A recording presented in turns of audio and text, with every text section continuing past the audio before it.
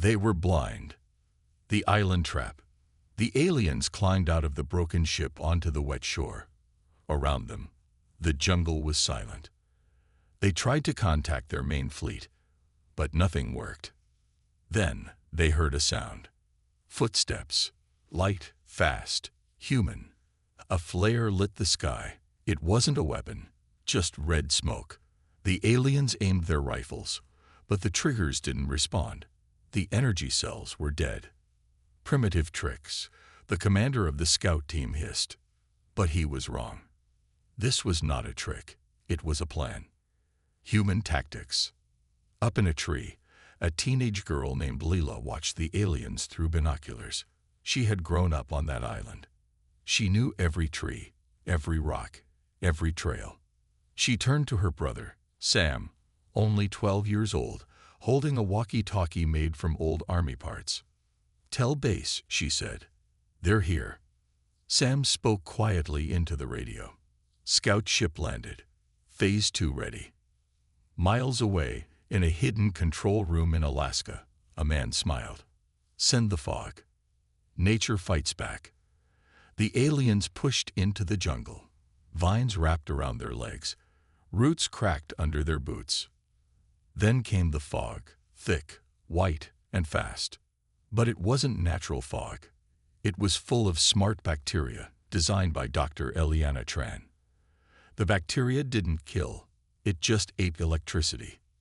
Within seconds, every piece of alien tech went dark. Helmets blacked out. Maps vanished. Weapons died.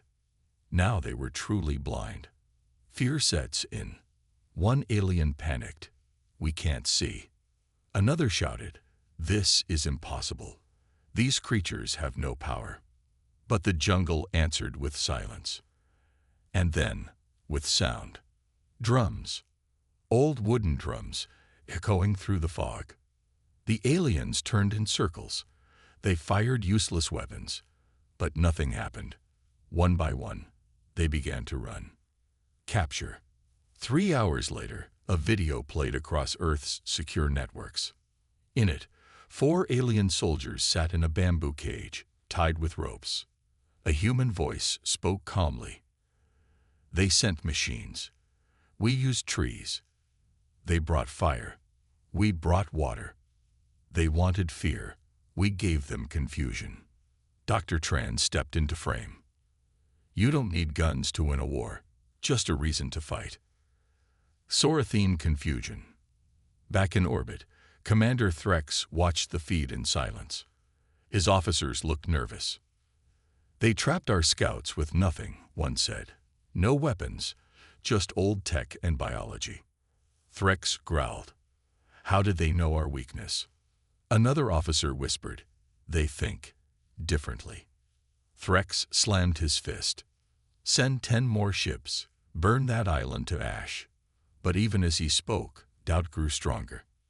The human response. On Earth, people gathered in homes, bunkers, schools. They watched the video of the captured aliens.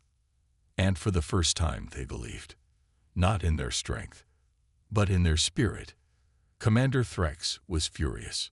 10 scout ships had been sent to Earth. 8 were destroyed. 2 vanished. No bodies returned. No data came back. Still, humans had no fleets, no plasma weapons, no battle armor.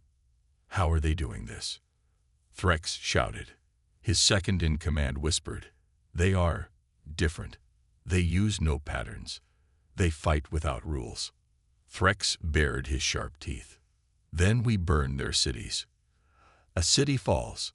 3 days later, the Ehorathine attacked.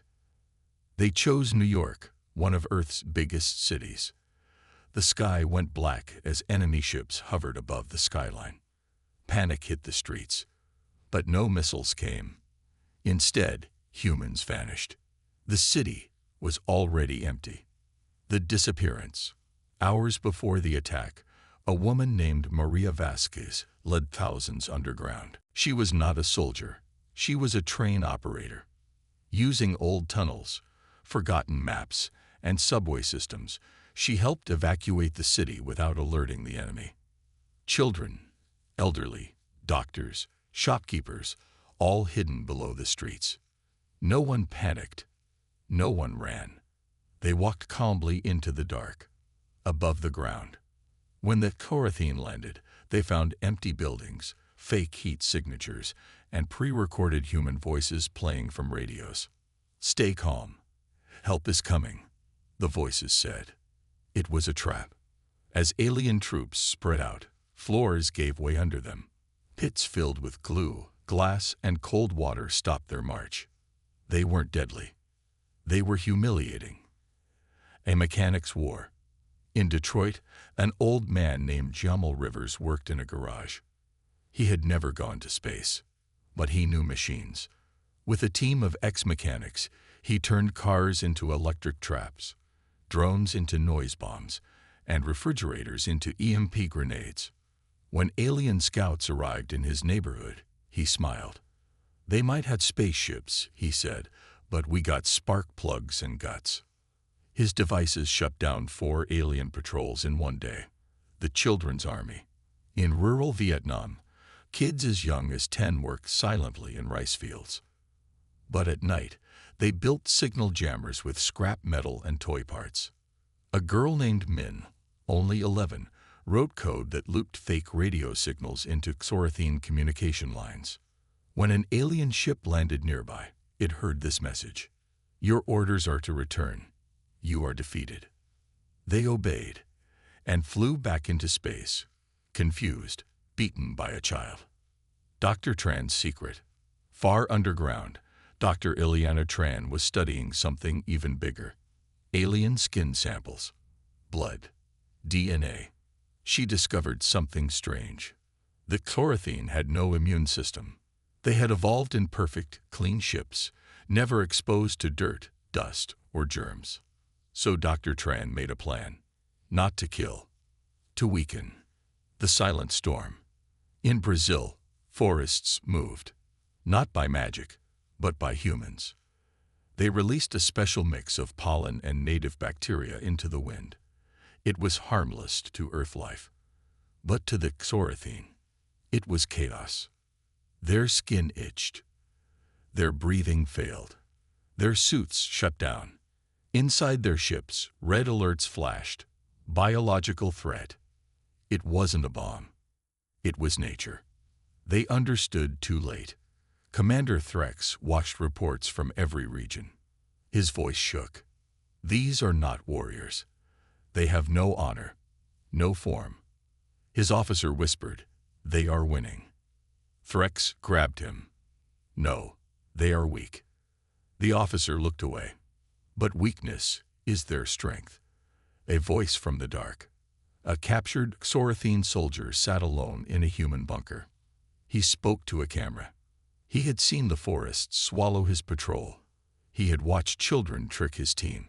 He had smelled the strange earth air and felt it break his lungs. He looked tired. They do not fight with power. They fight with pain and patience. They do not win with strength. They win with struggle. He looked directly at the camera. And they will not stop. End of Part 3. The Rise of the Weak. Earth's skies were still dark. But below them, something was growing. A fight, a spirit, a unity.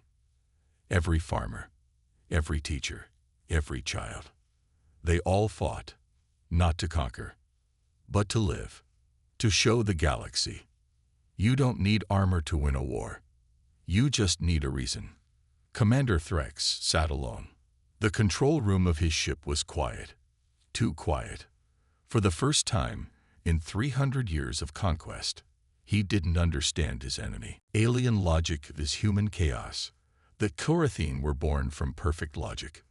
Their minds were trained to follow orders, to calculate outcomes, to choose power over emotion. They built their empire on control. But humans, they were wild. They had no order, no single leader, no plan that lasted more than a day. Yet, they were winning. Why don't they surrender? On a dark moon near Saturn, the Corathene High Command held a meeting. Admirals, commanders, war strategists, all confused. They have no fleet, one said. No interstellar weapons, another added. Then why are we losing? The room fell silent. Then an old strategist spoke. Because they don't think like us. The broken soldier.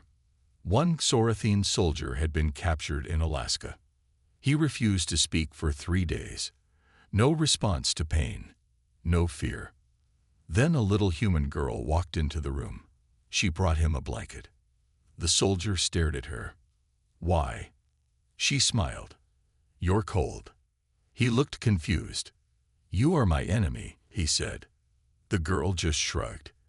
You're also tired. That moment was recorded on every screen in the alien fleet. Thousands watched. None understood. The weakness, that wins. Commander Threx ordered a study. Find their strength, he said.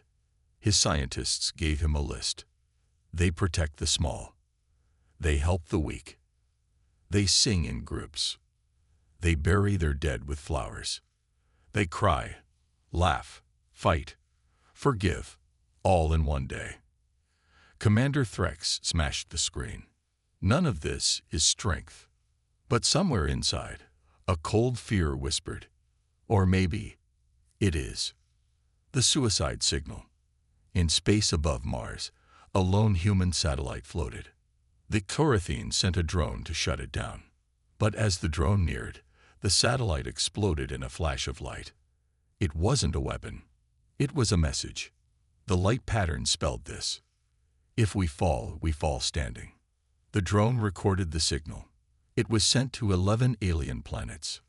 The message spread faster than lasers. The prisoner switch.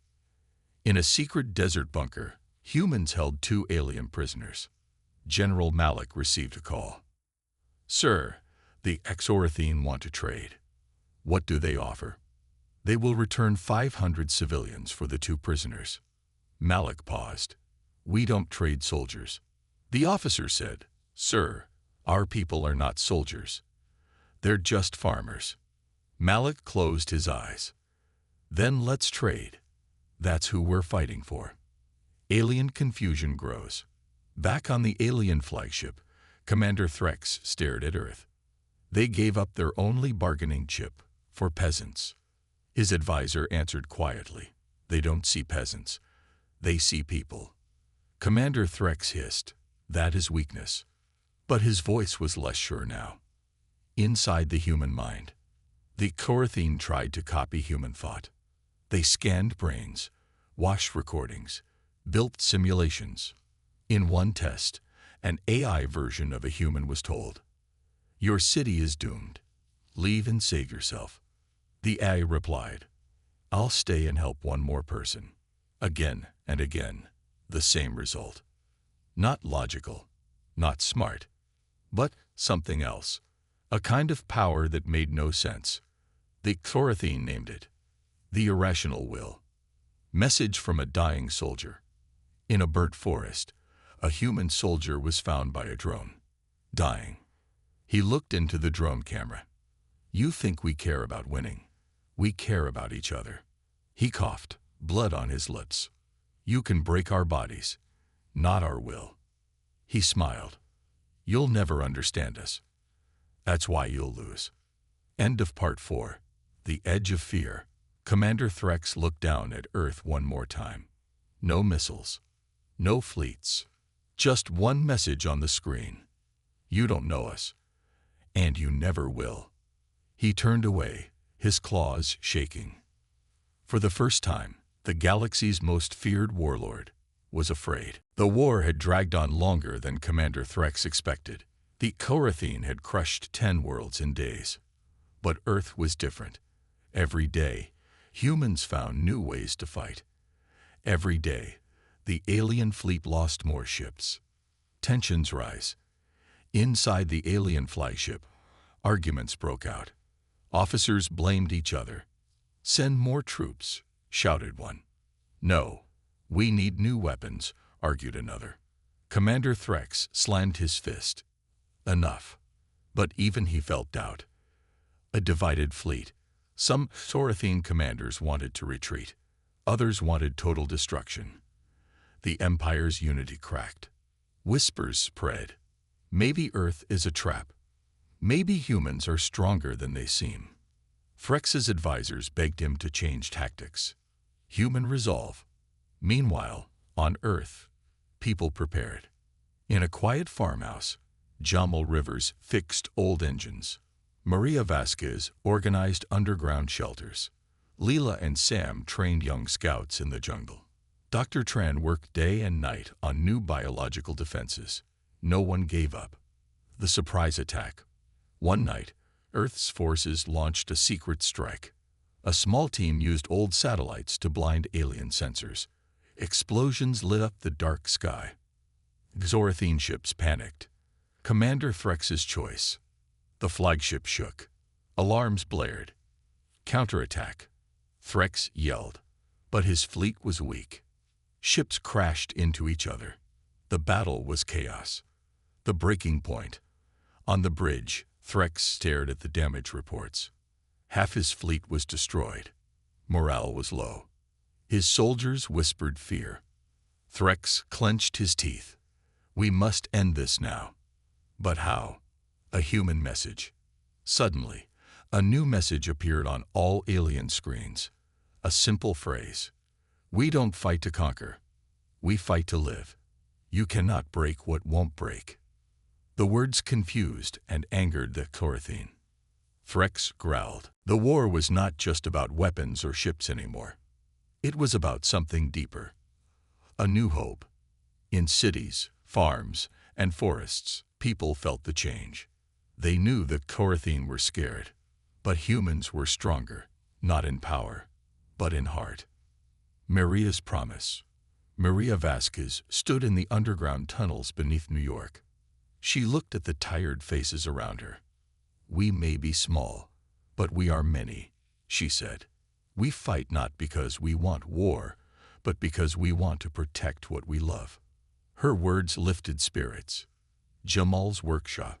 Jamal Rivers smiled as his team tested a new device. It could block alien signals in a 10-mile radius. Simple tech, he said, but it keeps us safe. His neighbors brought food and water. We're not just fighting alone, Jamal said. We're fighting together. The children's courage. In Vietnam, young men taught other kids to build signal jammers. Her eyes were bright with hope. We don't need to be soldiers to be heroes, she said. They think we're weak. They don't know the strength of courage. Dr. Tran's discovery. Deep in her lab, Dr. Ileana Tran smiled. She had found a way to use Earth's bacteria to protect people. It's not just science, she said. It's the planet fighting with us. Alien fear grows. Commander Threx paced his bridge. His soldiers whispered about strange human behavior. They healed fast. They helped each other. They fought even when hopeless. Threx did not understand. He thought, how can weakness be strength? A moment of silence. One night, Earth's skies were clear. Stars shone brightly. A young girl looked up and whispered, we fight for the stars, but we live for each other. The sky burned red. Xorathene ships swarmed Earth's orbit like angry storms. Commander Threx prepared for one last attack, the final push to crush humanity, Earth's last defense. But humans were ready. Maria, Jamal, Leela, Min, and Dr. Tran stood together in a hidden command center. They had no giant weapons, no super soldiers, just hope, courage, and everything they had learned. The plan. We don't fight their war, Maria said.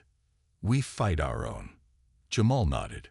We use Earth, the air, the land, the people.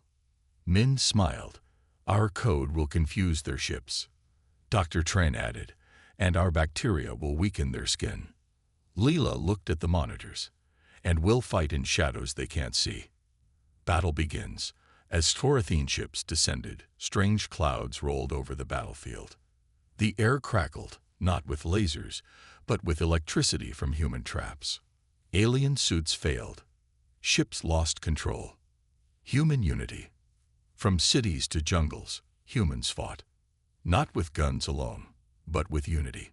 Farmers, children, scientists, all worked as one. Their hope was stronger than any weapon. Commander Threx's last stand. Threx fought fiercely. His claws ripped through walls. His roar shook the ground. But humans never gave up. They kept coming. The turning point. A burst of light spread across the sky. Alien ships fell like stars crashing to Earth. The Exorathine fleet began to retreat. Threx realized the truth. Humans were not just weak creatures. They were unstoppable.